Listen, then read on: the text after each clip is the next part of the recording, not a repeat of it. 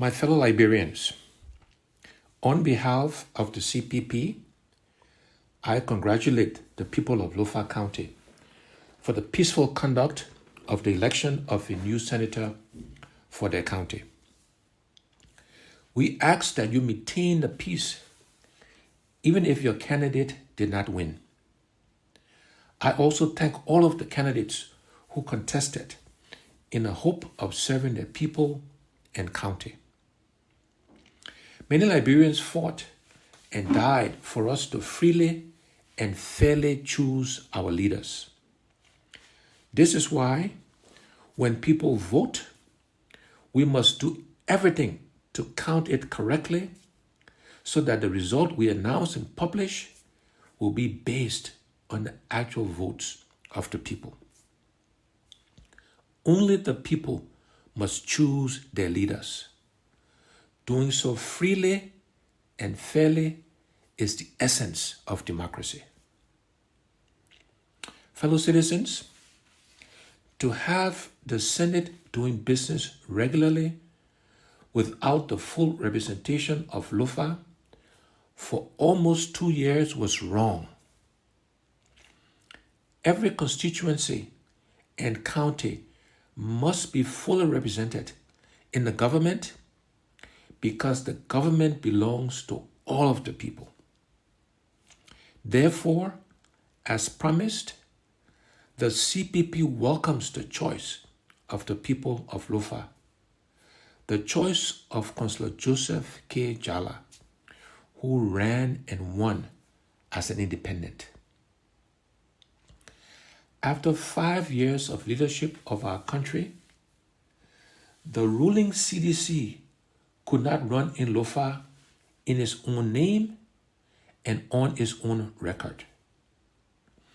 When one cannot stand on what one has done, one has to know that he or she has done nothing good enough on which to stand to run.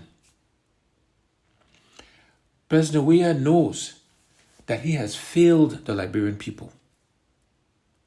The CDC knows that President Weah and his friends have failed the Liberian people.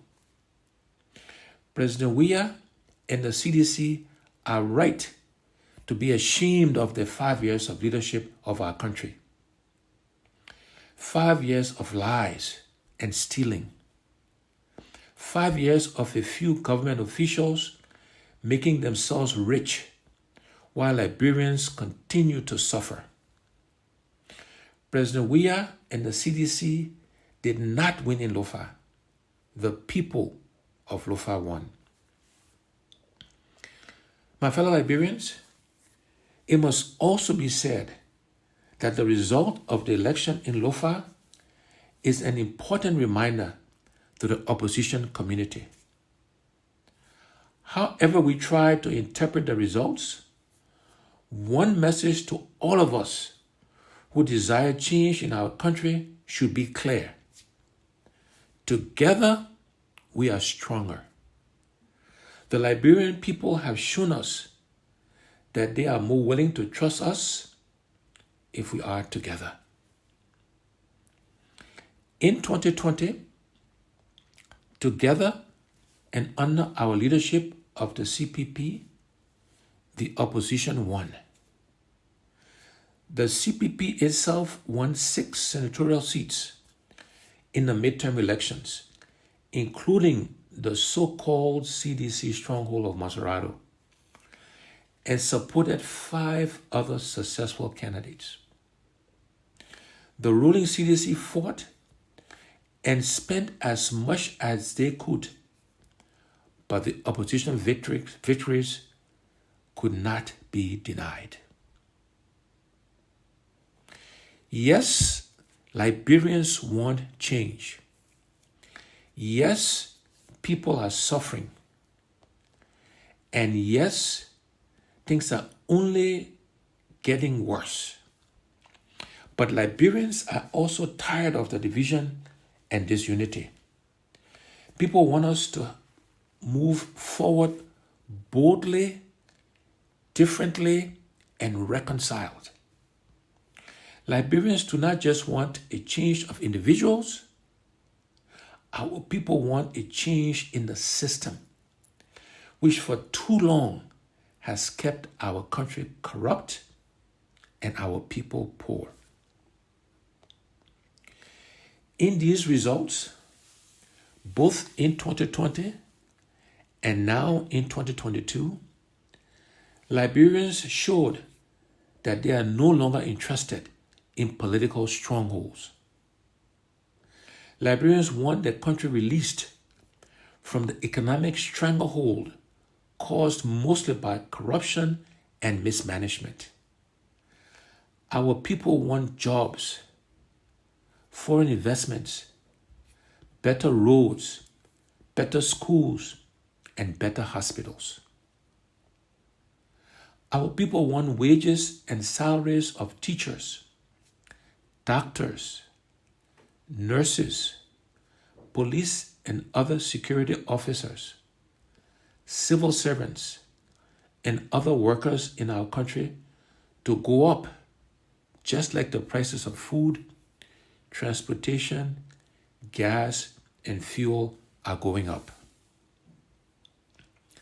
Nobody should tell me we cannot increase people's salaries, because I know we can do it. We can do it if we stop the stealing and manage our resources better.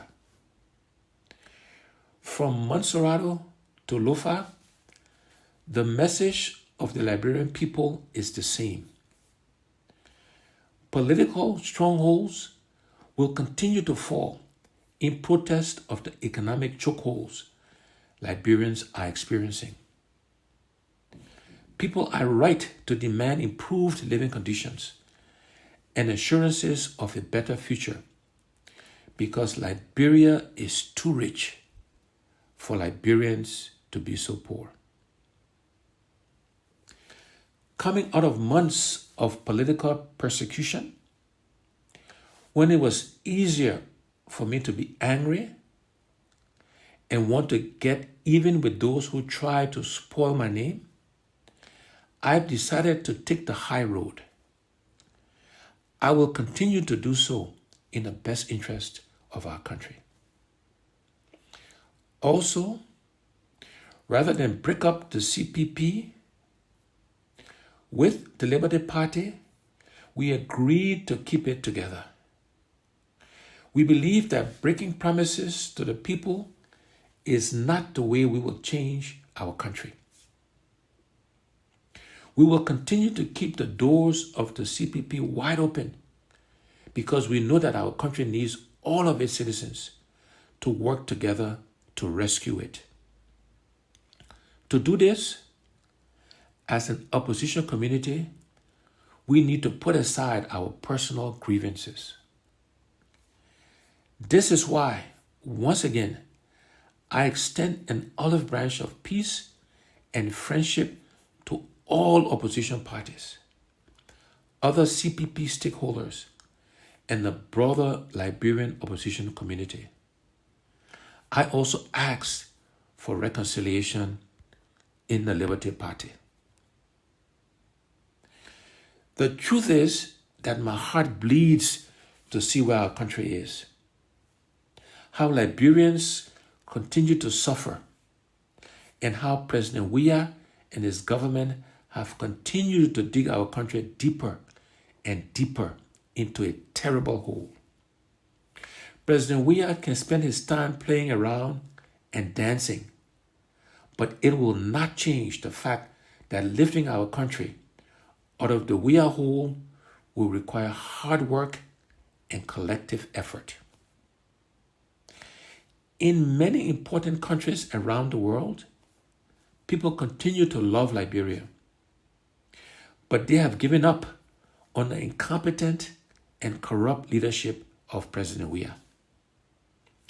Therefore, the consequences of giving President Weah a second chance to further corrupt and mismanage our country will be very bad for the Liberian people and our country, and will take too long for all of us to recover from it. Already, President Weah and his administration have done more harm and damage to our country than many could have imagined they could do in 5 years. And even worse, President Weah and his friends have shown that they cannot and will not change. Liberia deserves better. Liberians deserve better. In Union Strong, success is sure. We cannot fail. God bless you and God bless Liberia. I thank you.